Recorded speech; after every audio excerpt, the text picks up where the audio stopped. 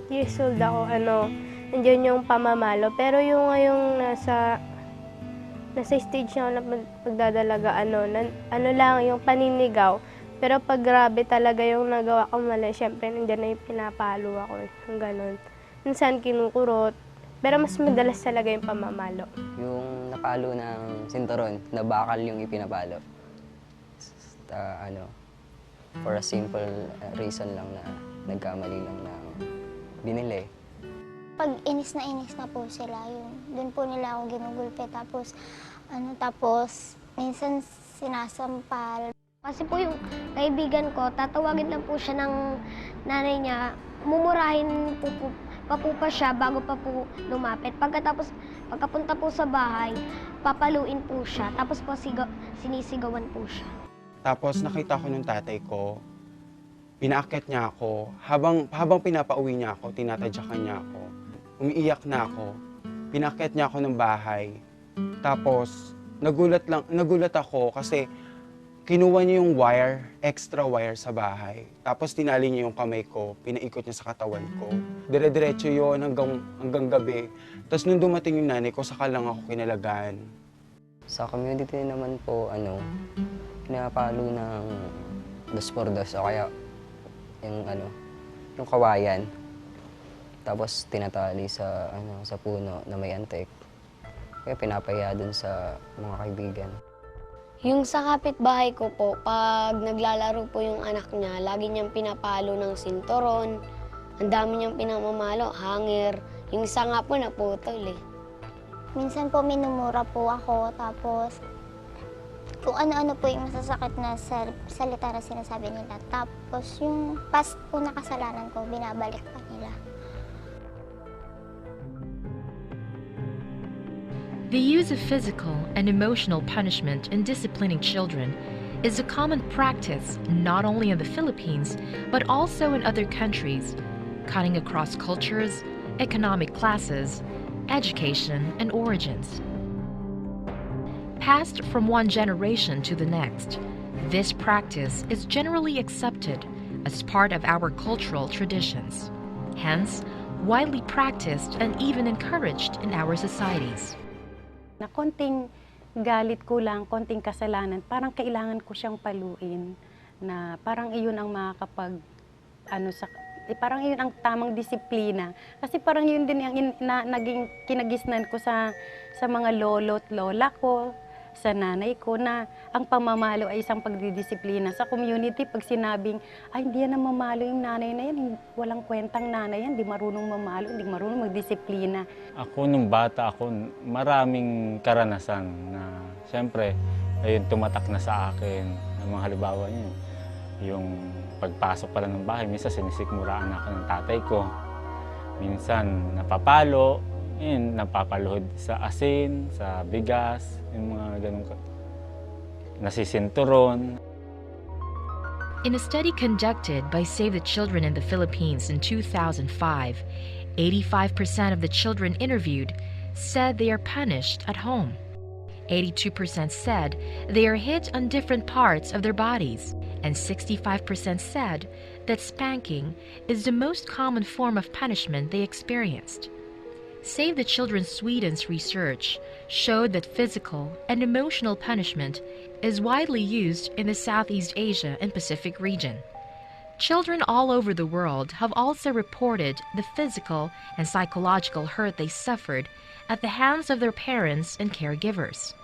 And in 2006, the World Report on Violence Against Children revealed many children experience violence in the form of harsh discipline, which includes not only physical violence, but humiliation and insults. Every year, as a result of corporal punishment, many young children die and countless thousands more are seriously injured and disabled. The report also revealed that in many countries, corporal punishment is a standard practice, and this has often been the cause of dropping out of school. As an international organization fighting for children's rights, Save the Children believes that any form of punishment inflicted on children as a penalty for an offense for the purpose of discipline, training, or control is considered corporal punishment. Corporal punishment can be done by an adult, a group of adults, or by another child who has been given or has assumed authority or responsibility for discipline.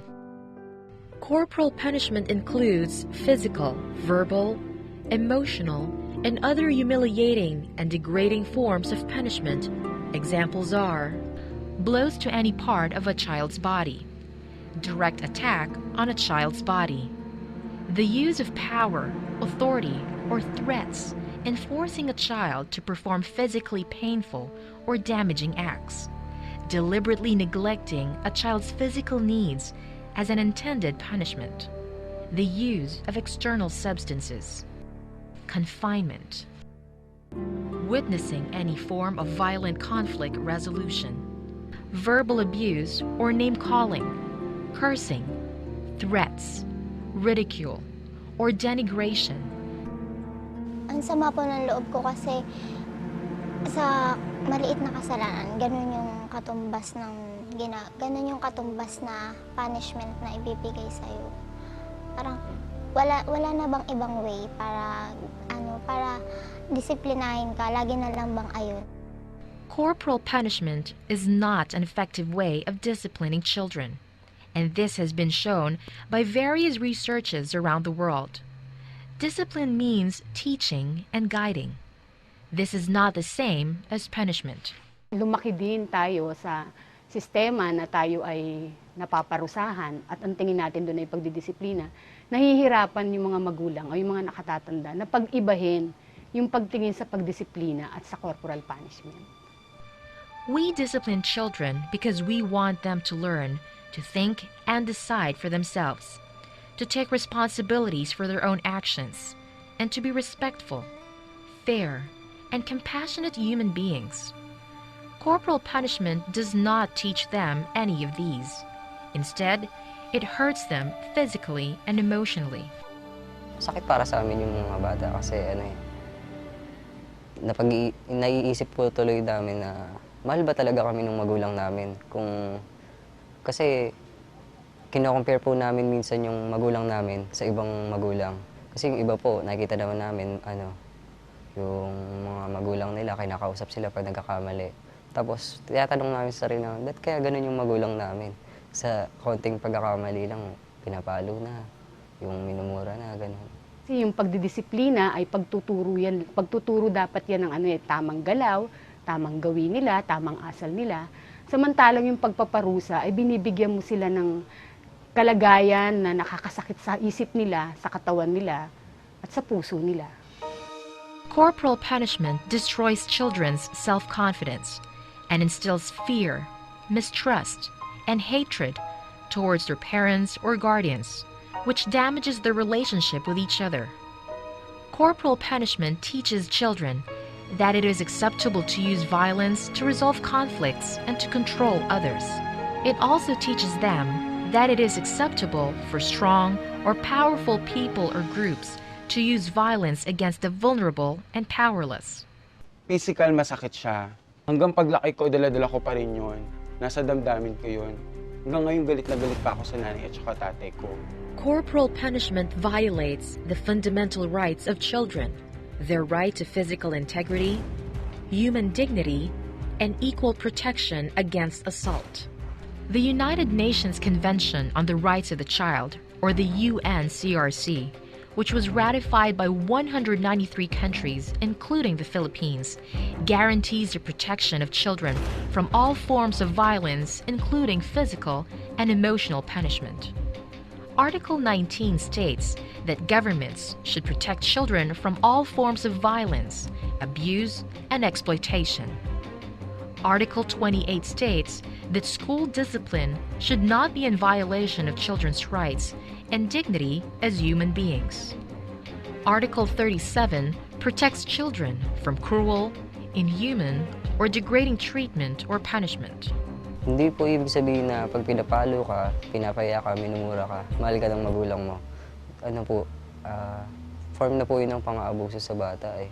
form siya ng pagbabiolate ng karapatan ng mga bata, lalo na dun sa 4 principles na best interest, participation, non-discrimination, inclusion, tsaka survival and developments. Bilang mga magulang, sila nga dapat yung nagpoprotekta dun sa mga anak nila, hindi sila yung nang-aabuso sa anak nila.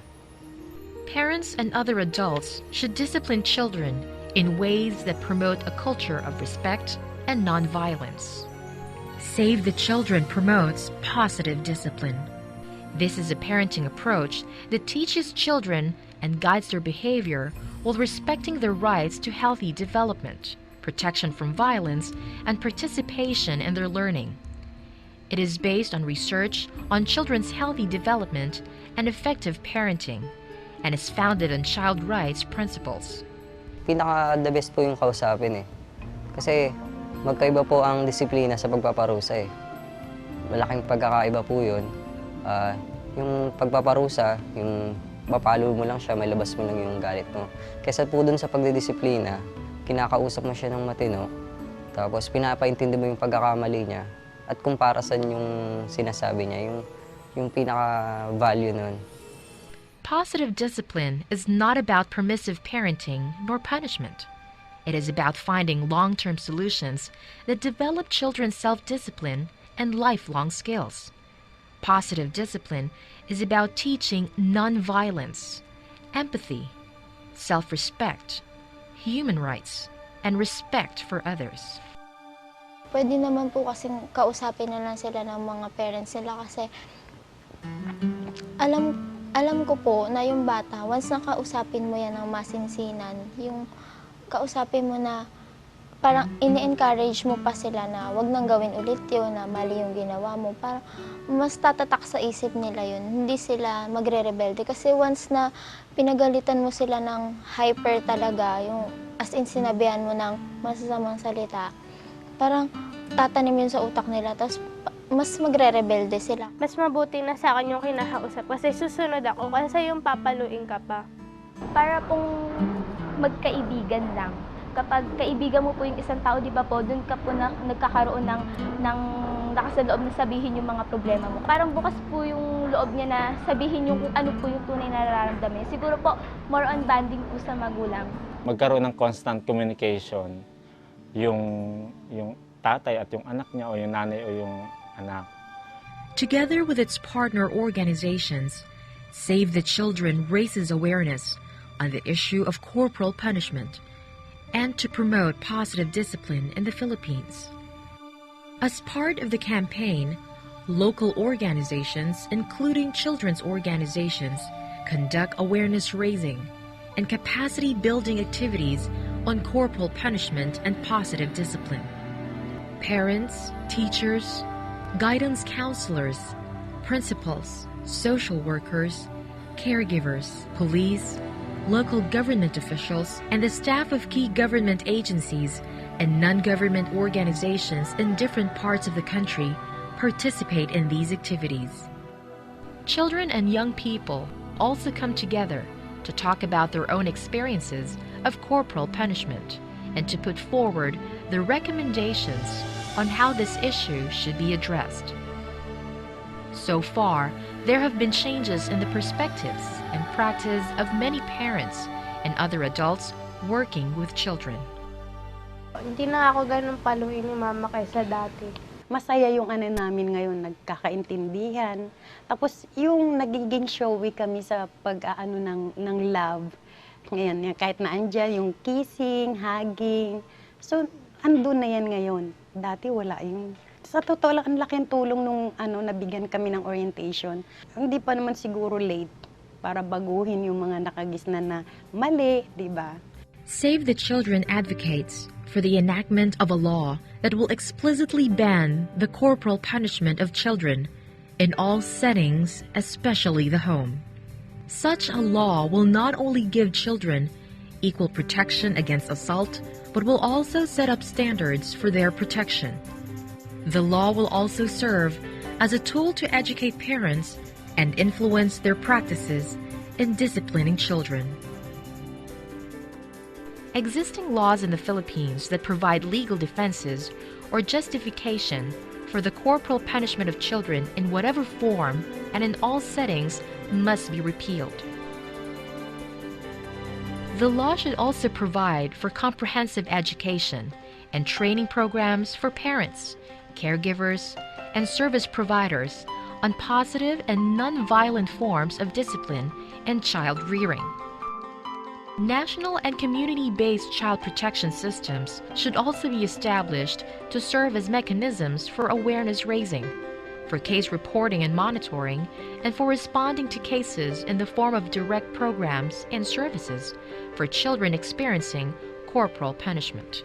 Panawagan ko lang po sa mga magulang na nananakit po ng mga anak nila.